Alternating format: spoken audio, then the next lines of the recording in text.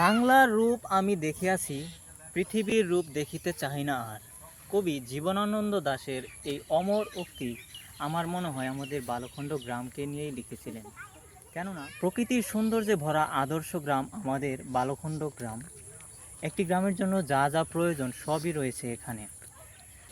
ভোরবেলা পাখির মিষ্টি কুঞ্জন সুরে গ্রামের মানুষের ঘুম ভাঙে এবং গ্রামটির পাশ দিয়ে বয়ে গেছে কালীগঙ্গা নদী, যেটি আমাদের গোসলের সুযোগ দেয় এবং পানির চাহিদা পূরণ করে।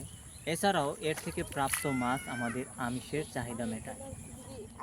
এই নদীটি আমাদের গ্রামকে দুইটি ভাগে বিভক্ত করেছে, একটি উত্তর এবং দক্ষিণ বালখণ্ড। একটি ব্রিজের কাজ চলতেছে, বৃষ্টি হলেই দুইটি গ্রাম সংযোগ হয়ে যাবে। শিক্ষার ক্ষেত্রেও আমাদের গ্রাম একটি আদর্শ গ্রাম, যেখানে রয়েছে একটি প্রাথমিক বিদ্যালয় এবং একটি উচ্চ মাধ্যমিক বিদ্যালয়, যেখানে ছেলেমেয়েরা শিক্ষিত হয়ে নিজেদের জীবন গড়তে সাহায্য করে। এছাড়াও ইসলামিক শিক্ষার জন্য রয়েছে এতিমখানা এবং মাদ্রাসা, যেখানে ছেলেমেয়েরা বাংলা আরবি দুই বিষয়ে তারা জ্ঞান অর্জন করতে পারে। স্বাস্থ্যসেবার জন্য রয়েছে একটি কমিউনিটি ক্লিনিক, যেখানে আমাদের গ্রামের মানুষ প্রাথমিক চিকিৎসা সেবা পেয়ে থাকে। রাস্তা দিয়ে কিছু দূর হাঁটলে কিছু দূর পর পর দেখতে পাবেন মসজিদ, যেখানে মুসলিমরা তাদের ইবাদত করে এবং নামাজ পড়ে।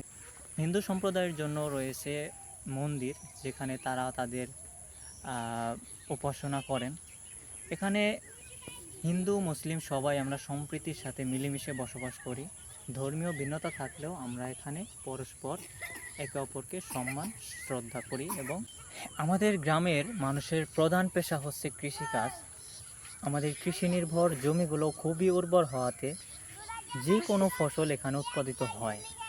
বলতে গেলে ধান, পাট, আলু, গম, পেঁয়াজ, মরিচ, রসুন, এমনকি ভুট্টা, শসা, সরিষা ইত্যাদি প্রায় সকল ধরনের ফসলই আমাদের গ্রামে ফলানো সম্ভব।